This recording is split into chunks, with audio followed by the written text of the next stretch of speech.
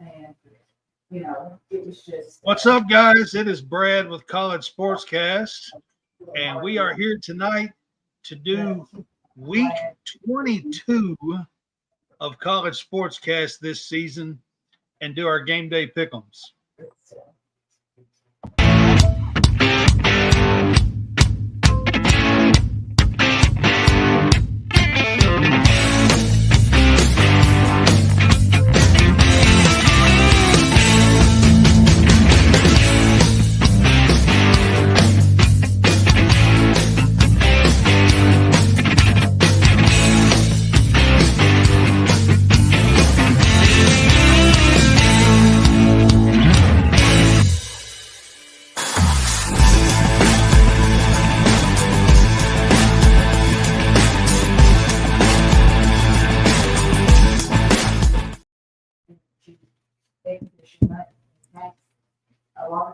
What is up, guys? What's up? This is Brad with College Sportscast.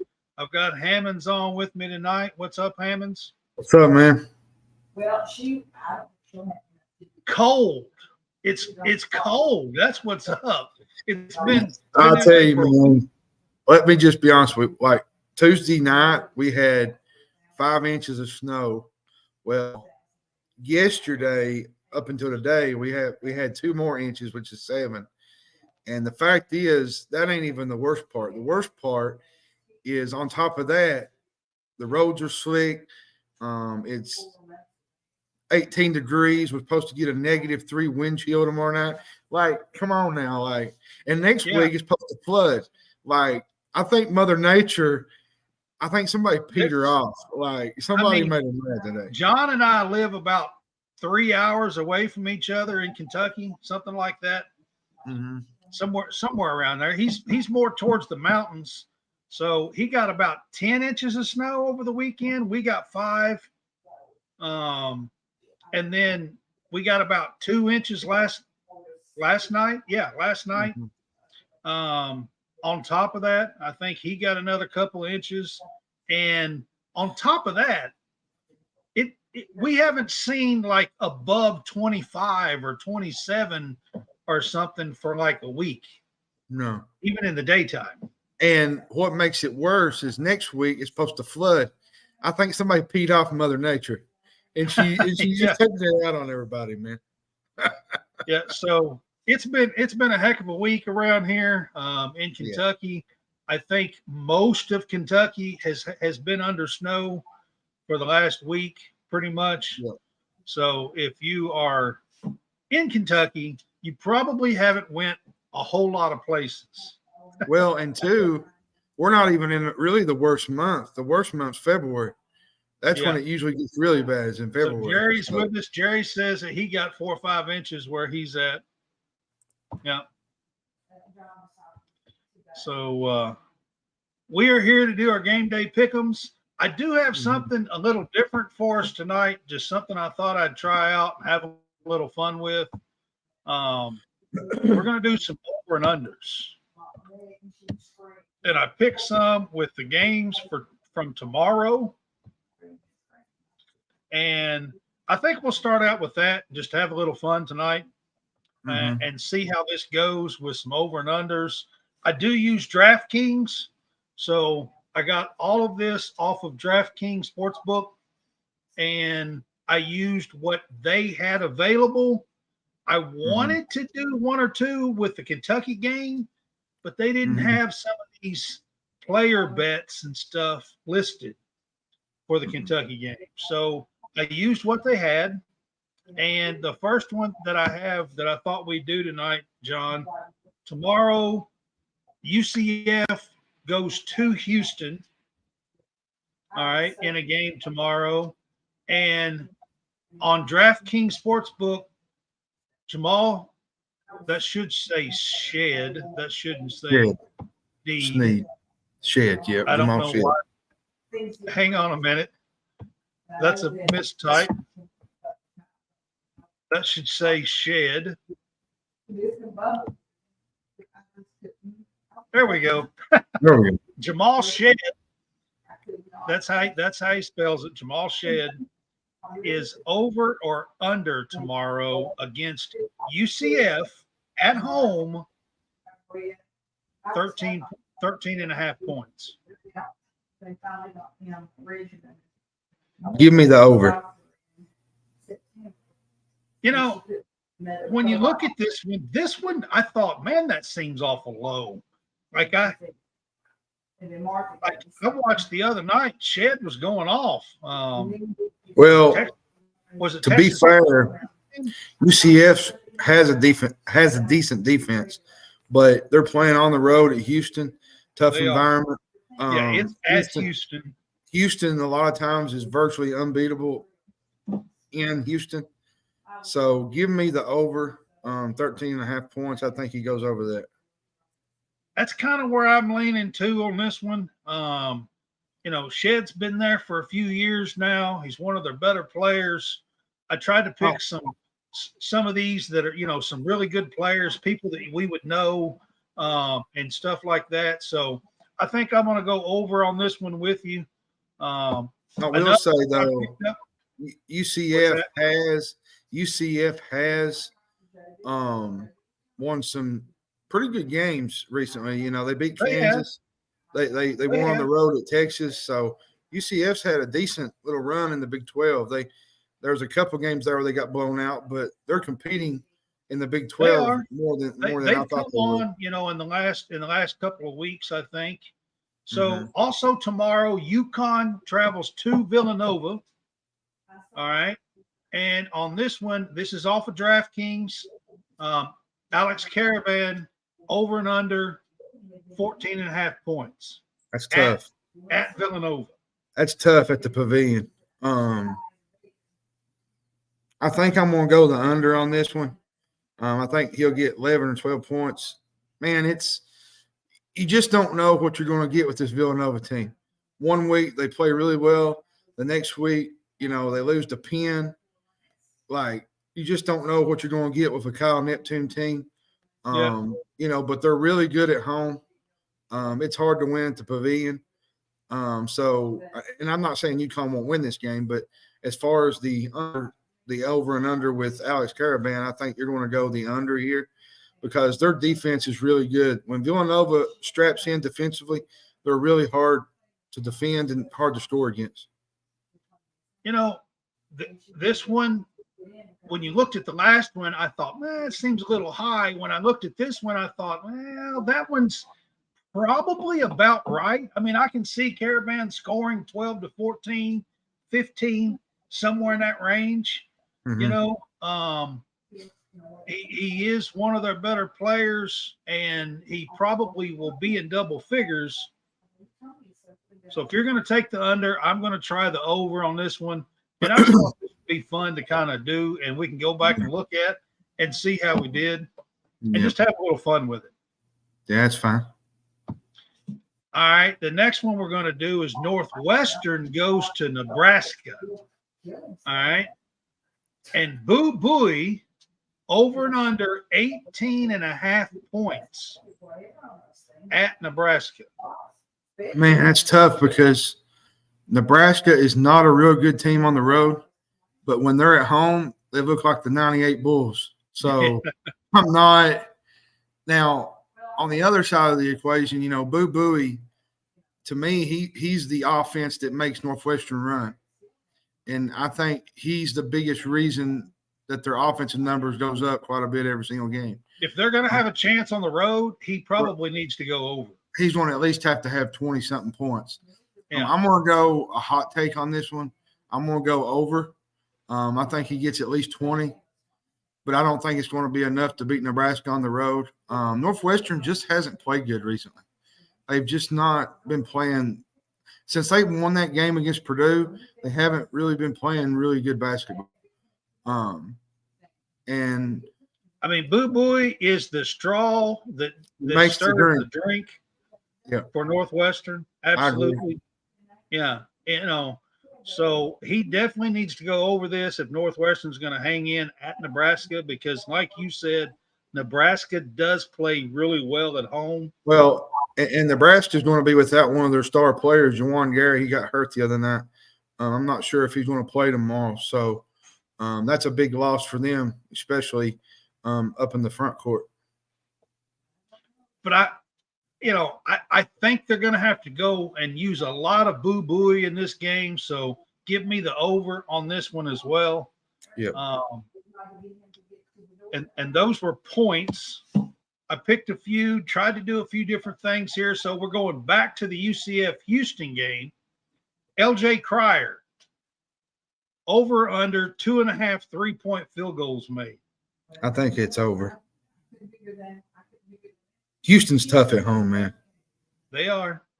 They're virtually unbeatable at home. Now the road is a different story, but when they play at home, that environment's really, really loud. They get it together. Kelvin Sampson has a really good defensive team. I think they're number 1 in KenPom defensively. This is a really good basketball team. When they're playing together and when they're running and they're doing the things that they do, they're really tough to beat. The other night, I think where they lost to who was it they lost to?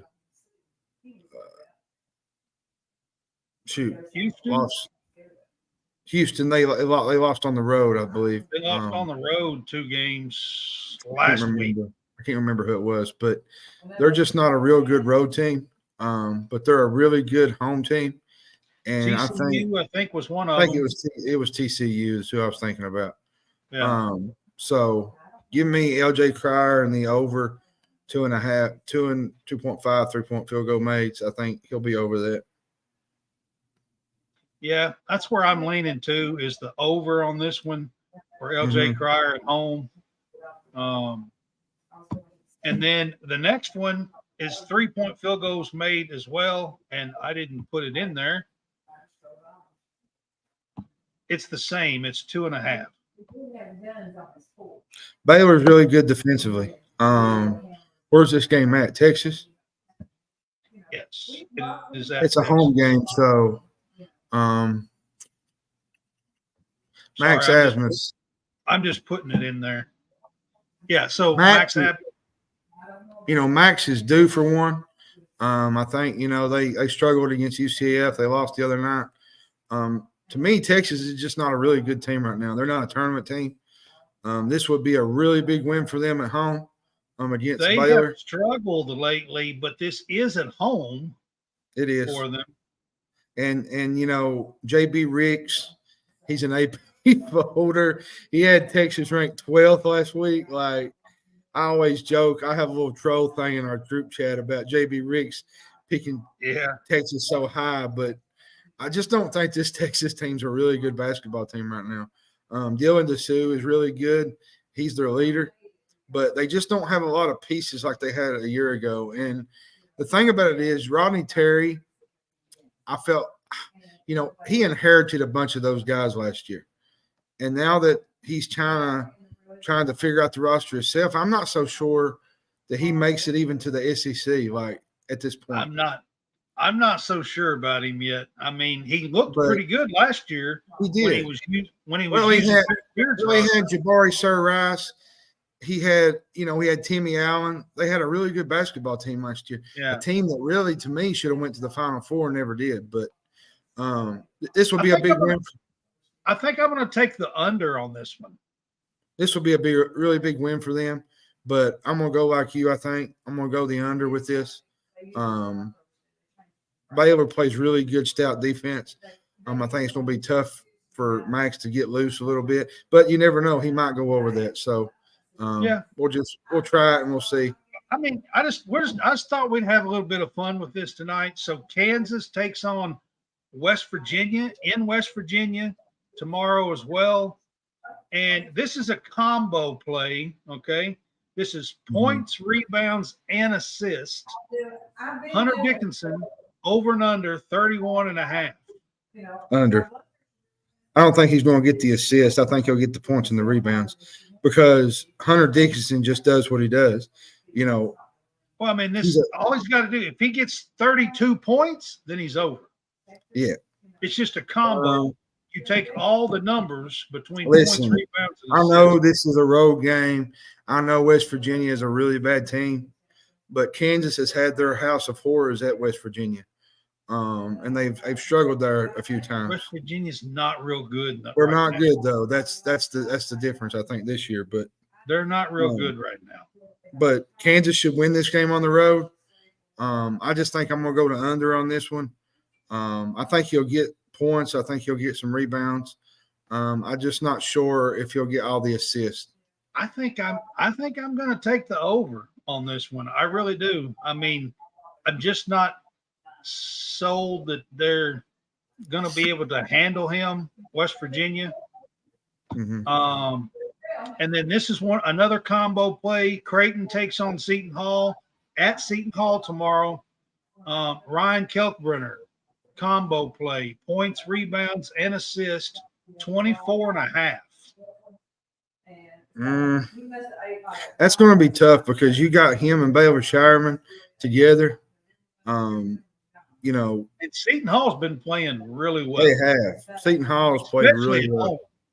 Yeah, they're good at home. It's going to be a tough game for Creighton because Creighton is one of them teams I tell people all the time. Creighton is Jekyll and Hyde.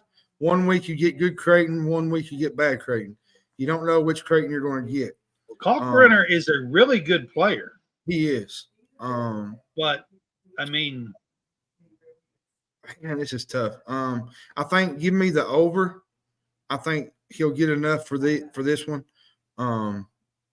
Even on the road. I'm just going to go opposite of what I did with Hunter Dickinson. All right. Well, I think I'll do the opposite then and say under because I think it's going to be real close. It's going to be tight, yeah. Yeah, I think that one's going to be real close. So I'll take the under on that one. Just trying to have a little fun. This is the last one, and then we'll get to the games. This one, always, UCLA, Arizona is always one of the premier games of the year. They play twice. Unfortunately, UCLA has been horrible this year. Well, they have won back-to-back games. So yes, they have. But they still play excellent defense. They do.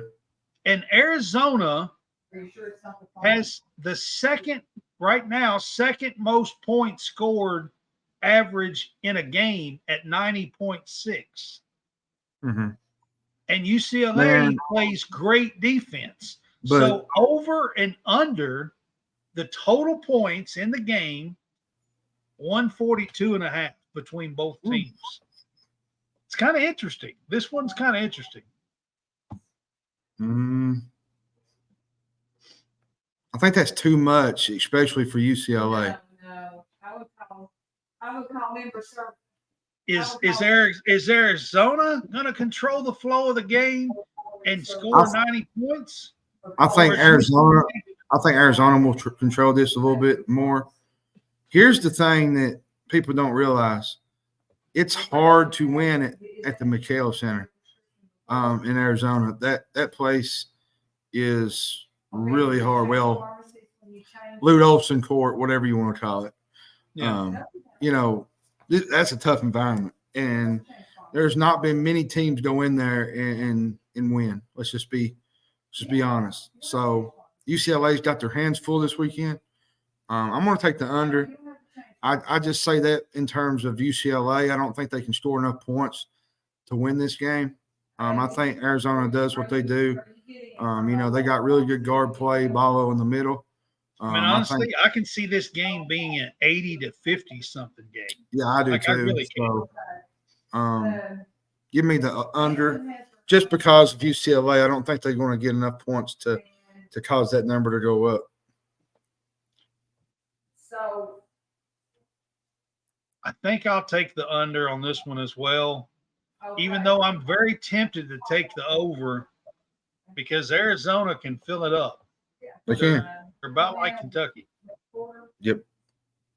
Okay. See, I got it. They can fill it up. All right. So now we're going to get to the games. And I just wanted to have a little bit of fun with that. Maybe we'll put that in as a segment just to put 6 or 8 of them in and have a little bit of fun each week now that football's over with, because it's hard to get enough of these basketball games to talk about to fill the show. So I thought we'd have a little fun with it. But these are all Saturday games. So all these games start tomorrow. The first game we're going to talk about is Marquette travels to St. John's. Marquette is a 1-point favorite in this game. And they've also lost 2 of 3. So, and they're going on the road against. St. John's has lost a couple recently. And, St. John's is 7-1 at home this year. Marquette's 1-3 on the road. Marquette doesn't play really well on the road. They play good at home, but their road struggles are evident. They got a really good guard in Tyler Kolick. St. John's has got a really good, fun team, man. I think they're top in the country in rebounding. Dennis Jenkins, he's really good. They got a really good, fun team, and they play really good defense too. This is a really good defensive team. But I think I'm going to go Marquette here. I just think their guard play will win out in this game, and they'll win by the 1-point spread. I think they cover the spread. I don't like the fact that they're 1-3 on the road, but just something tells me that Marquette's going to come out and play good tomorrow. That's kind of where I'm leaning with this one, although St. John's has played really well this year, but they have lost a couple recently. My question to you is this, like on Monday, Tuesday, something of this week, Patino missed a game because of COVID. Is he going to be back for this game? Or is he I have not really heard. I have not seen any updates. Hopefully he'll be back on the sidelines because it's just been a few days. I don't know if he'd be back. Yeah, or not. I'm not real sure. I haven't really saw any updates today or yesterday, but I think it makes a huge difference though when you don't have the coach there because there's different things that can add into the equation. Yeah, I mean they lost the other night. It's just by one, but they lost. But they are 7-1 at home, so that's a key stat. That's a key stat for them. So. Because I'm going to take Marquette. I really think Marquette has got the better team, but that doesn't always mean anything. So I'm going to take them in this one. I don't know what's going on with Patino, if he's going to be there, if he's not. I know he missed the last game. I know that, the midweek game. All right, so this is a big game in the SEC. We've got Alabama traveling to Tennessee. Tennessee at home in Knoxville is a 5-point favorite in this game. Again, these are all off of DraftKings. I do use DraftKings for all of these spreads and everything that we're talking about. Man, I tell you, I really like this Alabama team. Mark Sears is absolutely scorching right now. Aaron Estrada, to me, he's been the one inconsistent they've had. I think he's shooting below 40% as of late. Then they got Grant Nelson. He scored double digits in just one of his last 4 games. So he's some issues as well. Mark Sears has been carrying this team. But let me tell you, anytime you go to Knoxville, it's tough. They've won 6 in a row, Alabama has. They're 2-0 on the road in SEC play. Man. Tennessee has the better defensive rating in this game. But it's going to be interesting to see how Tennessee's defense matches up with this Alabama offense because, anytime we go up against offense, defense in these kind of regards, I mean, you look at Wednesday night, Mississippi State had, the top 10 Ken Palm defense in the country, and Kentucky's they shredded them. Could that be the case tomorrow with Alabama and Tennessee? We don't know until they get on the floor and get acquainted with each other going into the game and as more as the game evolves. But I think I'm going to take Tennessee in this game. I think they cover the spread. Winning in Knoxville was really hard. Dalton Connect might be one of the best players in the country. Might be the top guy. Let's just be honest. He can score at all phases. Yeah, I feel like he's a 5-tool player. He can do it all. He can put his team on his back and just win games. And that's why I think Tennessee wins tomorrow. It's going to be a tough environment for Alabama. Does Dalton Connect get 35 plus in a third game in a row? I mean, honestly, he's playing unbelievable. You know, and they're at home. Tennessee's at home. Yeah. They are a much, much better team at home, in my opinion, than they are on the road, away from Knoxville. But at home, there's something about watching. If you watch Tennessee and pay any attention at all, Tennessee scores a lot more points at home than they do on the road. Yes, they are a great defensive team, just like Yep. you're talking about. But sometimes when you get them away from home, they struggle on offense as a team. They have them what you call droughts that they just go through. They don't know where to take. They don't know how to get the ball to go. In some games away from Knoxville, they will be lucky to score 63 or 66 or something like that. But usually at home, they're in the 80s or close to 80. That's why, with this being in Knoxville, yes, Bama's been playing a lot better. Like you said, they've won 6 games in a row. And they're coming in off of a hot streak. You're right. Mark Sears has been playing spectacular and carrying the team pretty much. But I think I'm going to take Tennessee in this one at home as well. Yeah, I think this is the best bet because, you got a really good Tennessee team at home that's really hot right now. You saw that, what was it, the other night. So they put 40 in a casket. After about 5 minutes, it was basically over with. The game was over. So yeah. So Jerry said he was taking Bama, so I had to put that up there. A little bit different than what we talked about. All right, the next one is BYU goes to Texas Tech. Texas Tech is coming off of a bad loss where they looked bad. I think they only scored 57 points the other night against Houston, and they are a 1-point favorite at home against this BYU team who has won some games now in the Big 12 and is having a really good year. Well, yeah, and two, BYU is just 1-2 on the road this year. They've lost at Utah and Baylor, but they did win against UCF. On the other side of the thing, Texas Tech, 10-0 on the year at home. I'm telling you, man, Lubbock is a hard place to play. They beat Texas on the road, beat Michigan on a neutral floor, beat Kansas State at home. This is a fun Texas Tech team. Now, they did run into a buzzsaw last week against Houston. They didn't look good the other night. I think it was more so Houston lost to TCU and they took out their anger on Texas Tech. And sometimes that happens. Sometimes that happens in college basketball. And Houston plays some really good defense. So yeah, they did. So I'm going to take Texas Tech in this one. I don't like BYU on the road. I think BYU plays better at Provo. BYU and some of these others, Cincinnati, UCF, they're getting acquainted really well with the Big 12. They're finding out how difficult it really is, to go on the road and play these games. Oh, I agree with you.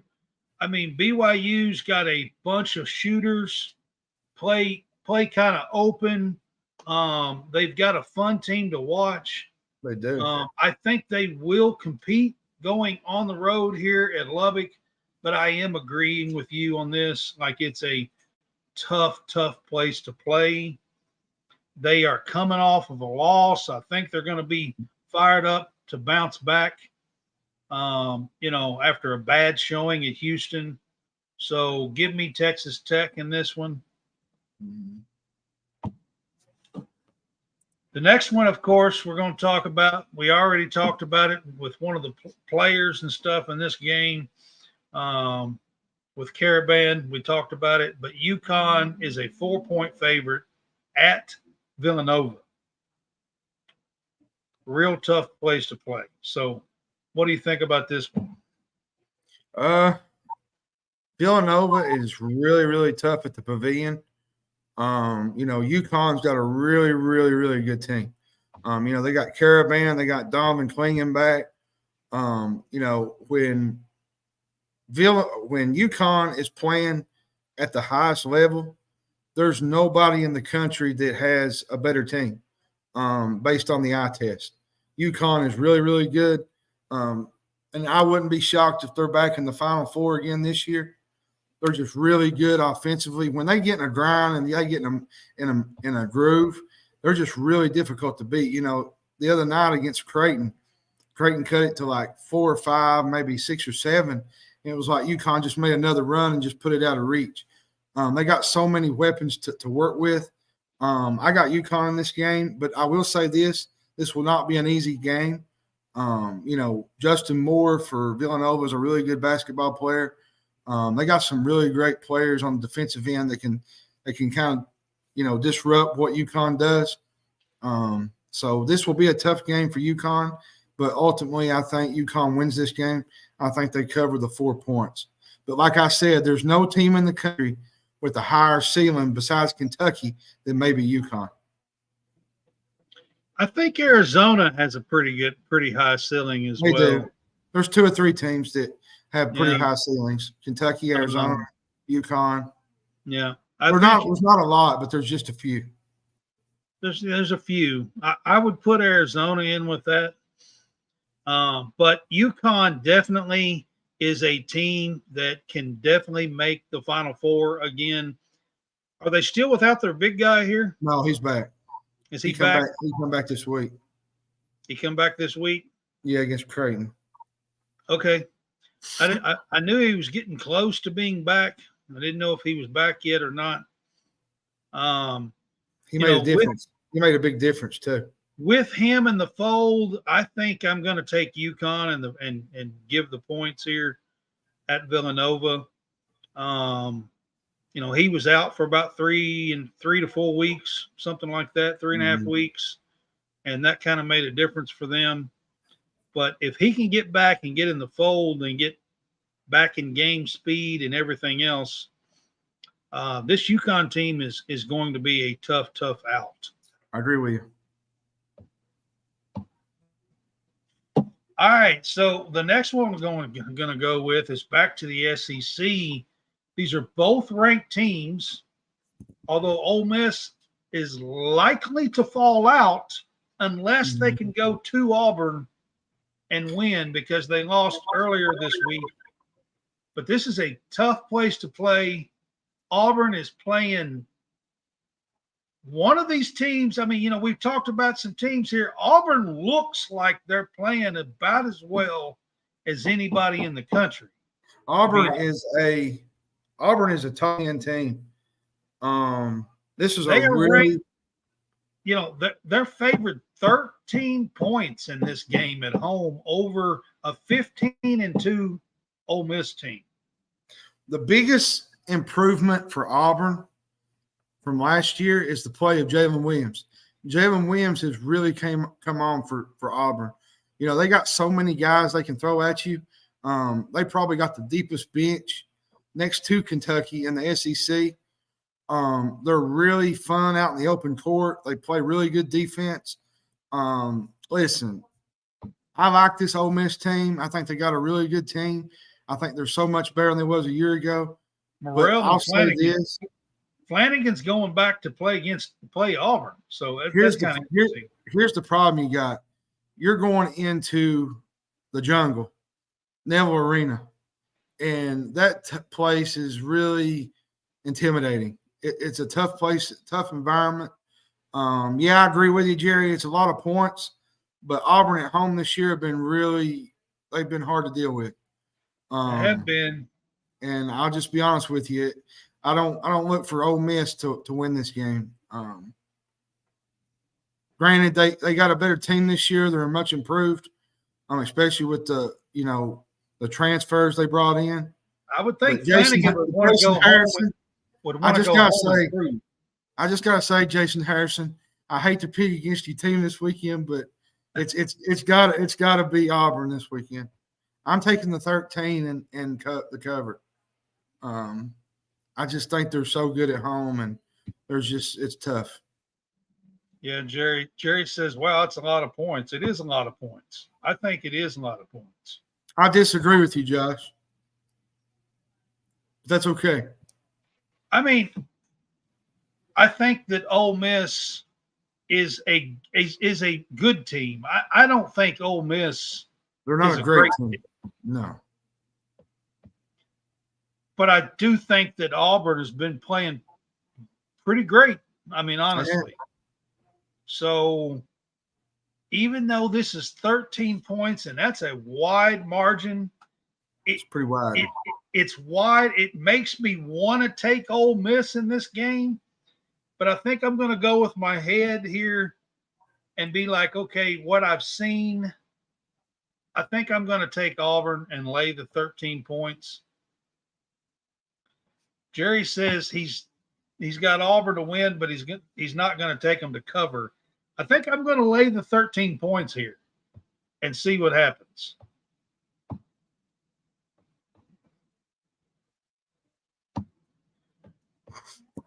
All right. So the next one we're going to talk about is Oklahoma travels to Cincinnati.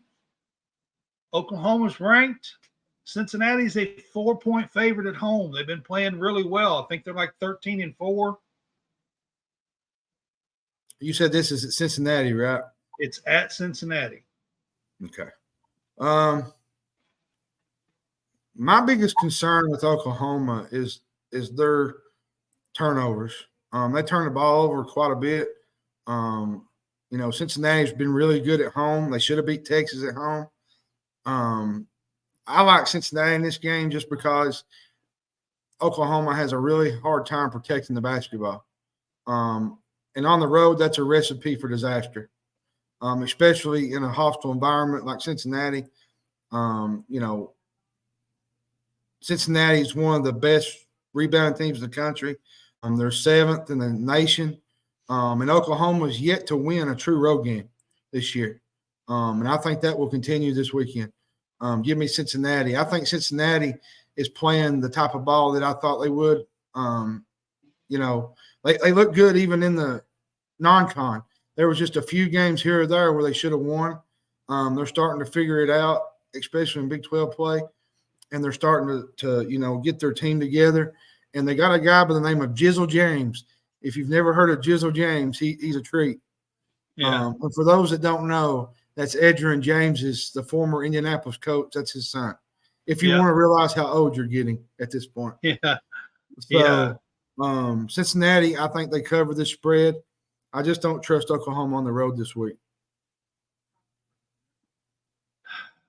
It is so hard for me to trust Cincinnati, though, as well. Yeah, because they're inconsistent. They had that one good win last week. They lost to Texas on the last shot. They look good at times, and then at times you're like, whoa, I'm not so sure about them. Yeah, it's – so part of me wants to take the points and take Oklahoma. I think that's what I'm going to do, and take the 4 points.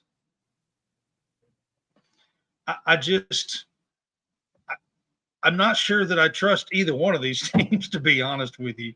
But somebody's got to win, right? Somebody's got to win the game, yeah. I mean, somebody's got to win, right? I mean, yeah. All right, the next one, this is an early game on tomorrow.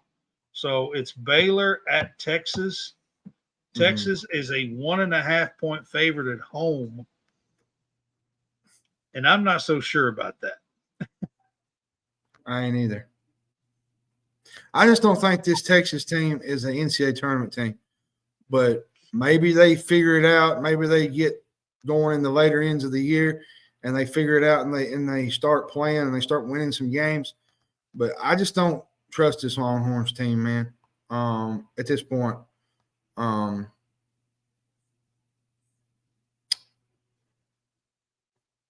going to get the Longhorns to cover, but I think Baylor wins this game. To me, this is the biggest game of the year for Texas. For Baylor, not so much because we know Baylor is most likely going to go to the NCAA tournament. They're going to be there. But for Texas, I think to get into the NCAA tournament chase, the bubble talk, they got to have this game. I just don't think they get it done. They're just not a great team. I think I'm taking Baylor. I mean, Drew has always got a really good team there, and you know, they play fast. This Texas team has struggled at times. Mm-hmm. They just haven't looked the part. I know that they have been ranked for most of the year, hanging around that 22 to 25 range. And I tell you this, they got a really good freshman, Jacoby Walter. He's averaging 14 points per game. They got a fun team. They got Ray J. Dennis, the transfer from the MAC. They got Langston Love. He comes off the bench. The 6'9" in the middle, Jalen Bridges. Jalen Bridges is their big top interior player. He's averaging 10 points a game. And then they got Missy, the freshman, the 7'1" freshman. This is a good Baylor team. The biggest problem with this Baylor team is they're inconsistent at times. Like they'll look good one week and then they'll get blown out by Michigan State. It's hard to tell how what Baylor's going to come out. They and do. got killed in that game. It was just, I don't know. Maybe it was just an anomaly or something. I don't know, but when Baylor's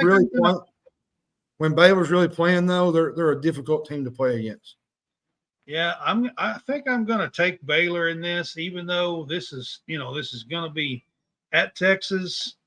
They are coming off of a loss. It's a game that Texas absolutely needs. Mm-hmm. Because I'm not so sure Texas can beat the top teams, the Houstons, the Kansas. I'm not so sure they can win those games, and that's why I say this game's a really big game for them. Yeah, I got to take Baylor in this one, I think. All right. The next game we're going to talk about is Creighton goes to Seton Hall. We talked about this with one of the player bets that I was talking about earlier, but Creighton is actually a 2.5-point favorite here.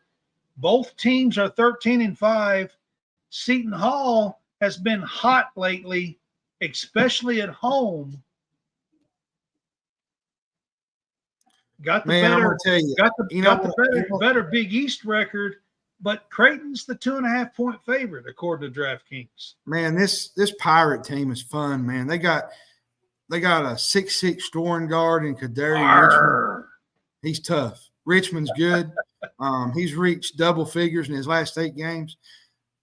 The one that I like the most is Al-Amir Dawes. He's had 42 threes on the year, 36% shooting.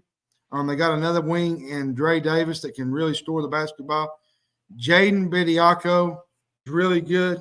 Right now, they're currently 54th overall, according to KenPom. They've upset UConn, a few other teams, big teams in the Big East. And if they win this game, you got to put them on lock for the NCAA tournament. I mean, they're atop the Big East standings right now. Shaheen Holloway has done an outstanding job with this team coming from St. Peter's. He does a wonder with the teams that he's got. They play smash mouth, just grind it out. They'll beat your brains out kind of offense, which I like at times, which I'm more of a fast-paced guy, but I like those grinded out games too. But a guy to watch tomorrow is Richmond. Richmond can flat score the basketball. I got Seton Hall in this game. I think they beat Creighton at home. Creighton's just too inconsistent for me. See, I like Creighton, and I think they have really good players. They do. But Baylor Shireman and Kalkbrenner? Kalkbrenner's really good. They're both good. Yeah. And even Alexander's good, but they go into these little spurts where they don't play real well at times. And they and they lose track of what they're doing. Like there was a couple of games where I was watching. You know what I think their problem is, John? You know what I think? I think that the tough-nosed defense of the Big East gets the better of them sometimes. Oh, when they're hitting, when Creighton's shooting their shots, they're hard to deal with. But you're not going to get that every single night. But I think on a night in, night out basis in the Big East is brutal. Well, and the thing is, I said it last week, the Big East is cannibalizing itself. They're all eating each other's young. And I think that's kind of what happens to Creighton. It's going to be like that all year, though. Because I don't think that Creighton just a few years ago, I don't know how long it's been since they entered into the Big East now, but it's not been too awful long ago. And they're coming from a non-Power 6 conference and coming in there. I still feel like that Creighton hasn't figured out that tough nose Big East defense, night in, night out. And I think sometimes when they get in these games, it bites them. Yeah, it does. And they're going to be in another one tomorrow. Seton Hall is not no slouch. They're hard-nosed, grit, grind, beat you to death. That's just the way they play. And Creighton's going to have a lot of these Big East teams. That's the way most of them play. And Creighton's going to have to overcome that if they're going to win on the road tomorrow. And that's the reason why. I mean, offensively, and as far as if you told me pick the three best players, on the floor, 2 or 3 of them is going to be from Creighton. Yeah. But when you look at this and be like, okay, Seton Hall is going to be tough nose, banging down low, tough D. Mm-hmm. Can Creighton overcome that and win on the road? Part of me says, as much as I like Creighton, I think I'm going to have to take Seton Hall in this one. Yeah, I am too. I'm pretty sure, they've just been playing better. And I think I'm going to have to take Seton Hall. The Pirates. Arr. Matey. All right. So comes down to this. This is the last game that I have on here for us to talk about. We've got Georgia at Kentucky. I saved it to last because we can actually spend a little bit of time here and kind of break this game down. And we have plenty of time here for a few minutes to really kind of dig into this game. On DraftKings this afternoon or this evening, they were 11.5-point favorite. Kentucky was at Rupp. But I did see somewhere else that it was at 12.5. Mm-hmm. So, but I went ahead and went with 11.5 because I use DraftKings for everything. So that's what it was this evening, about 2 or 3 hours ago. Listen, what's your first? Mike White has done an excellent job with this team. They beat South Carolina on the road. They gave Tennessee all they want Saturday. They should have beat Tennessee last week. Beat Tennessee. But listen, man, they're going to have their work cut out for them this weekend. They're playing against one of the highest scoring, probably the best Calipari offense that he's ever had in his era that he's been in Lexington. I will say this: they're good defensively. I think that gives them a little bit of advantage over Kentucky. But we even seen that with Mississippi State. They shredded Mississippi State, and they're top 10 in KenPom. Georgia just only has 2 guys averaging double figures, while Kentucky has 5. Kentucky's got a lot of firepower on this, and they bring probably the 2 best players in the country off the bench. with that rotation. I just think Kentucky has too much firepower in this game. I think Georgia will keep it close for a little while. I just think Kentucky at home is just a different animal. Yeah, I get they lost to UNC Wilmington, but we was without DJ Wagner, and there was a lot of things going on then. I just think this is a different team now than it was in early December. The biggest concern I have with this team is their defensive lapses, where they can't figure out how to get to the open man, the three-point shooter. But I think that worked better Wednesday night. They played better defensively at times. They guarded the pick and roll a lot better than they've had done in the past. So, listen, man, you're the number one team in the country in scoring. You got 5 guys averaging double figures. Listen, the only way this team gets messed up is if Calipari messes it up. Because at the end of the day, this team is national championship contender. I've said it since early in January. I think this team has the team to go all the way to the Elite Eight, Final Four, even the title game and win it all. They just got to learn to play a little defense. And I think once their defense gets figured out, this is going to be a hard team to deal with. So for me, just trying to look at this game, just this game for a second, and I'll get into a little bit of what you just talked about after this, but I want to talk about this game first. So one of the biggest worries for me in this game alone is Georgia's guards and their guard play. And the reason why I say it that way is their guards are 6'6" and 6'8".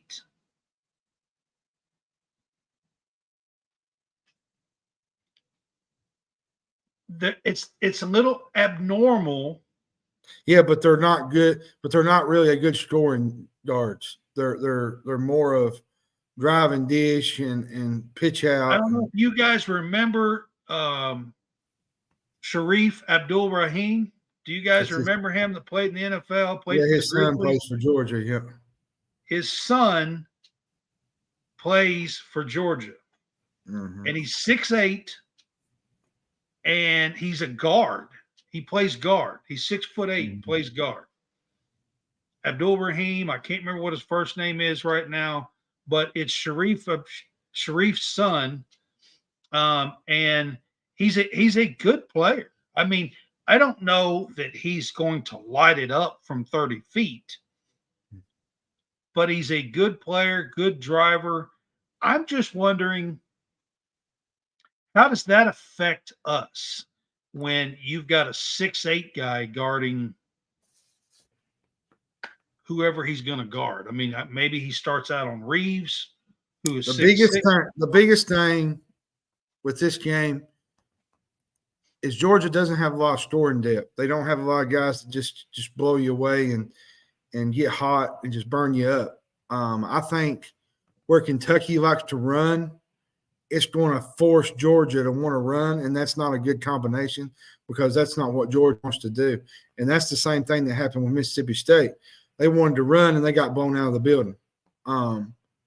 This is a historically great Kentucky offense. We're talking probably since the 96 championship team. And I'm not – and no. Don't take what I said in tongue-in-cheek on that. They're not as good as the 96 team or the championship team. No, you're just talking about scoring points, offensively wise. Yeah, they can score they can get it in buckets overall. So I think Georgia – I think Kentucky wins this game, but I do think they'll cover usually because recently they've been every spread that they've had, they've been covering every single one most of the time. Now the Texas A&M game, the Texas A&M game was 1.5. I feared it would be back and forth for a couple of days, but it ended up being 3 or 4 points in which it was 1.5 too. But those road games are going to be tough in the SEC anyways. Expect not just Kentucky, every team. Anytime you go on the road in conference, it's going to be difficult. But I think Georgia's lack of scoring depth and they're going to have a big night from Raheem, and they're going to have a big night from Justin Hill and a couple of guys that really doesn't have big nights at times, and they're going to have to hit at least 40% from three to win this game. But here's the thing, John. This team, as good as they have been offensively, and I've seen something you post, where Kentucky fans are going to always have something to complain about or whatever. This is not a complaint for me. This is if Kentucky's going to get where we all think this team should, talent-wise, if they're going to be able to reach the Final Four and have a shot, they are going to have to play better defense. I agree. Mississippi State the other day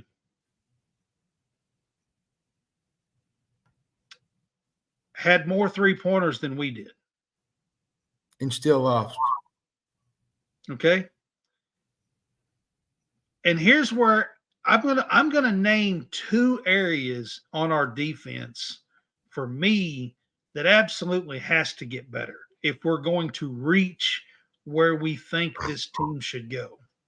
One is on-ball defense, specifically pick and rolls, which it looked like they had worked on and got a little bit better against Mississippi State. But let's be honest, Mississippi State doesn't have a Wade Taylor.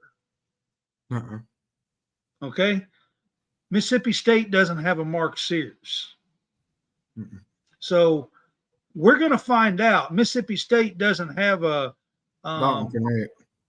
yeah, you know what I mean? So we're going to find out. Mississippi State is Tolu Smith down low. That's a whole lot of what they do. Well, and not just that, they got Josh Hubbard, but Hubbard had a really off night against us. When you get 4 points from Josh Hubbard, most times you're going to lose a game. If Hubbard plays good, that's a dangerous game. We might lose that game, to be honest, the way we played. If Hubbard plays good. Because and I'll tell you another thing too that here's another area. Hang on, John. Here's another area on the defense that we absolutely have to get better. And Josh Hart is on here with us, and he will tell you the past 2 or 3 games I have been harping at this. During the game, our backside defense sucks. Sucks. I mean, sucks. Mississippi State, who has not been a great offense three-point shooting team, hit 6 backside threes against us the other night. 6.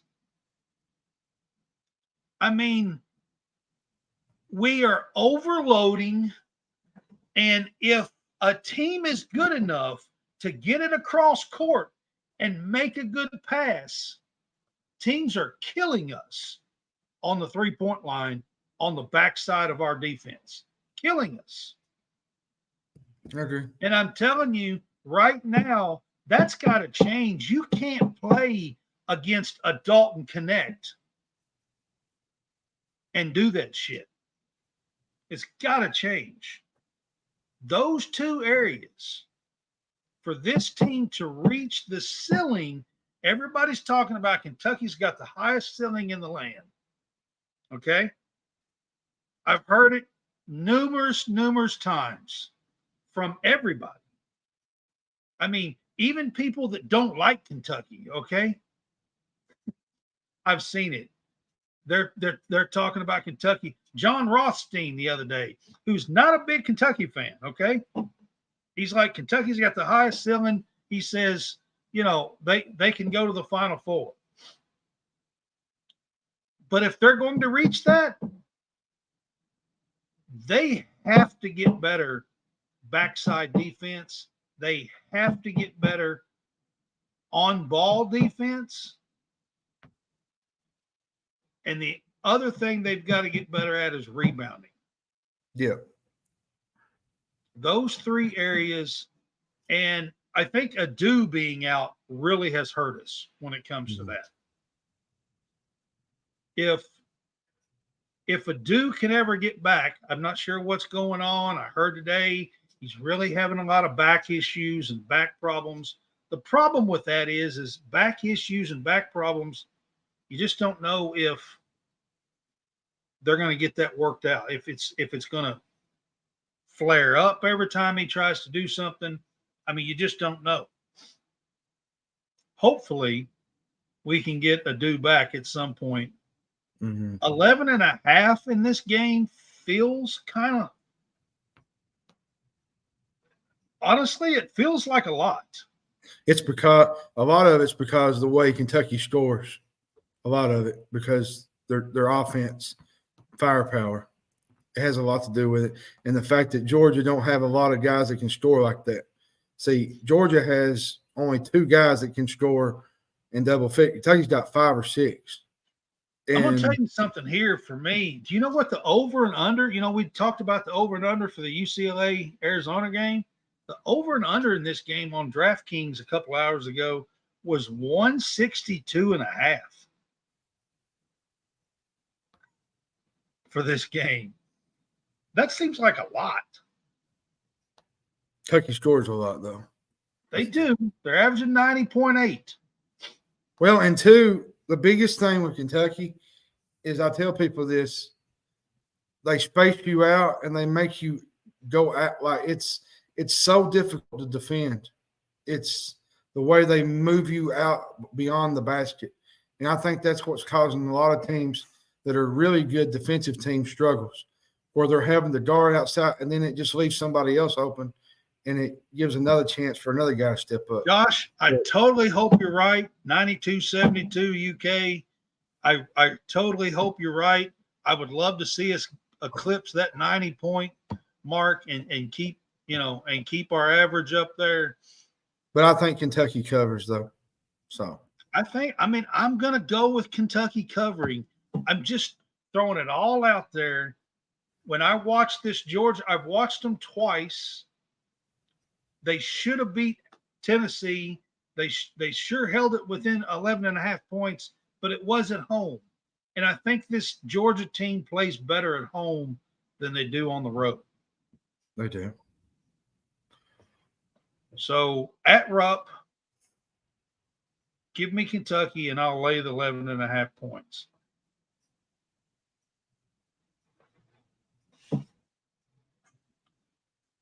All right, guys. That's it. That's all I got for tonight. I will say this. I am scheduled to go to Rupp Arena myself on Sunday to cover the women's game. At Kentucky plays Missouri. We don't do NFL, Josh. Well, we talked a little bit about it because of the playoffs last week. I think that's what he's talking about. Yeah, we don't cover that. So I'm scheduled to go on Sunday. Because of that, as of right now, I do not plan on having our weekend wrap-up show. We'll kind of do a combo show on Tuesday. And like we have a couple of other weeks, and we'll do kind of a combo show on Tuesday. That's what I am planning. The weather, the reason why I'm being a little iffy is Kentucky's weather's not been great. So I got to see exactly if the roads get a little bit better between now and Sunday. But just so you guys know, I do not plan on having a Sunday show. We'll kind of do a combo show on Tuesday, this coming Tuesday. Me, Jason, and Hammonds will be here, and we'll kind of have a little fun and wrap things up and do a few debates and stuff like that. That's what I am planning as of right now.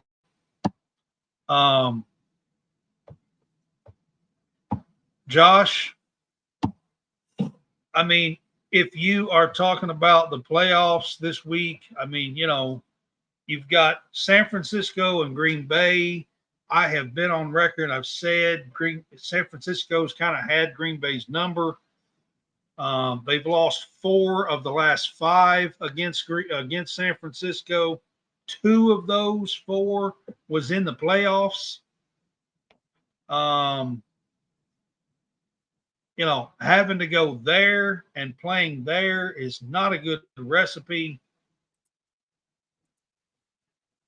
I think the last spread I seen was like 9 or 9.5 on that game. I mean, I might take the spread at 9.5 or something like that, maybe. Because I'm a Green Bay fan, I might take the spread.